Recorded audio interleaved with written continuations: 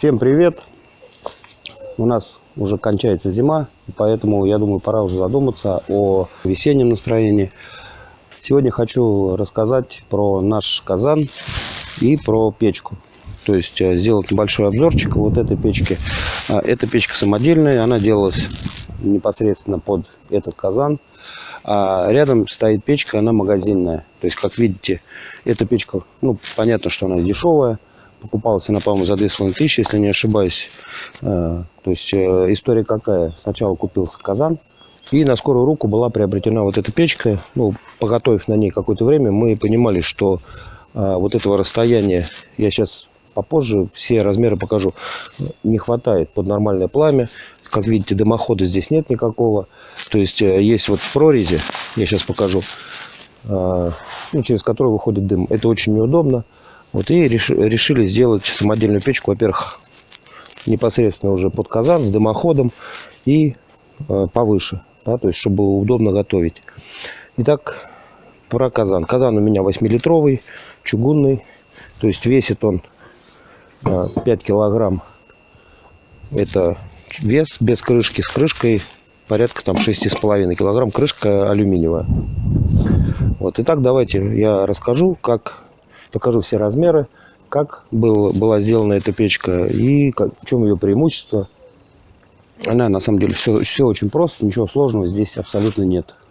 Эта печка покупная, магазинная. Сейчас мы замерим ее высоту. Высота в нее, как видите, сколько? 46 сантиметров практически. Диаметр у нее 34 сантиметра. Вот так она выглядит. Вот прорези, это под дым. На прутиках сделаны якобы ножки. Вот такое небольшое отверстие под дрова. И там, видите, маленькие небольшие отверстия под поддув, скажем так.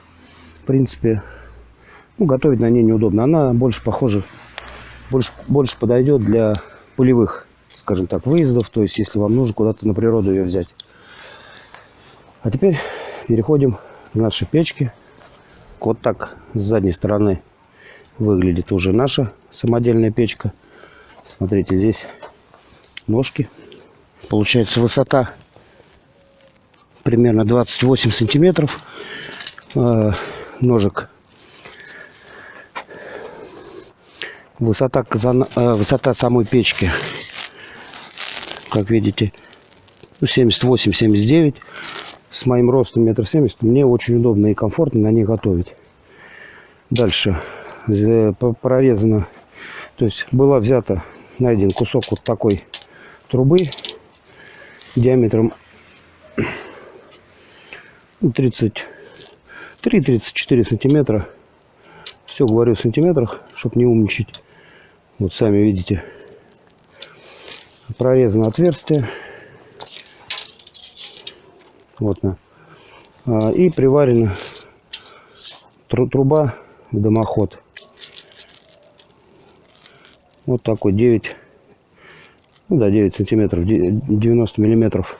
Здесь наискосок под углом, чтобы было колено.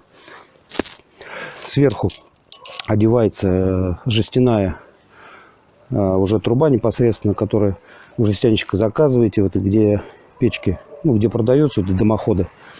Значит, высота, то есть под этот диаметр заказываете или покупаете уже готовую трубу, дымоход. Высота, чем выше, тем лучше, но не ниже, я думаю, метровая, не ниже метра, желательно повыше. Чем выше труба, тем будет лучше тяга. То есть, соответственно, будет дрова лучше разгораться, будет более хороший жар. Так, далее открываем, вырезанный из такой же трубы, что и сам корпус печки. Петли приварены совсем обычные, дешевые. Одна уже отвалилась у нас от огня. Ничего страшного, в принципе, нам это никак не мешает. Внизу сделано двойное дно, то есть одно дно из прута сварено, приварено внутри, а второе это уже под сбор золы. Ничего сложного нет. И внизу у нас по всему периметру просверлено отверстие для хорошего, чтобы воздух поступал снизу, раздувал дрова. Вот, то есть, в принципе, ничего сложного нет. Нижний можно, то есть можно оставить на 4 ножках, либо у нас вот взято кольцо, оно диаметром 45 сантиметров, то есть немножечко пошире, чем сама печка. То есть отверстие примерно 22 сантиметра и по высоте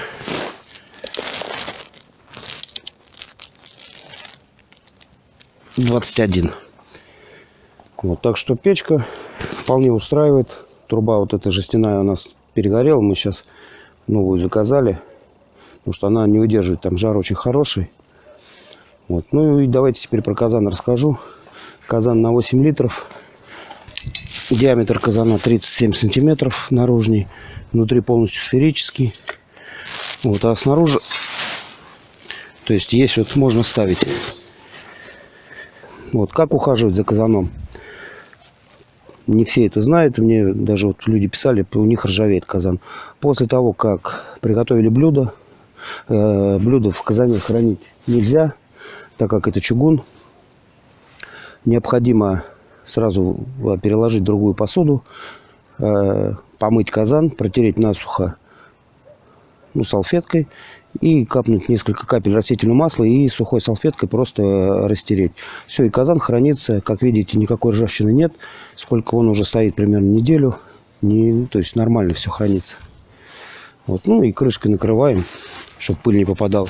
Перед приготовлением, естественно, казан промывается. Уже ставится на огонь, он высыхает, заливается масло, смазываются стенки. Дальше это я уже буду показывать, как готовим в других видео. То есть, так что печка вот не хитрая. Я размеры все напишу еще в описании.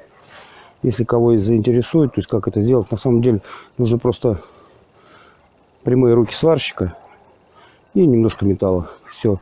Эта печка уже, если не ошибаюсь, года 4 ей. То есть вполне долговечная. Вот. Такая печка. Всем пока.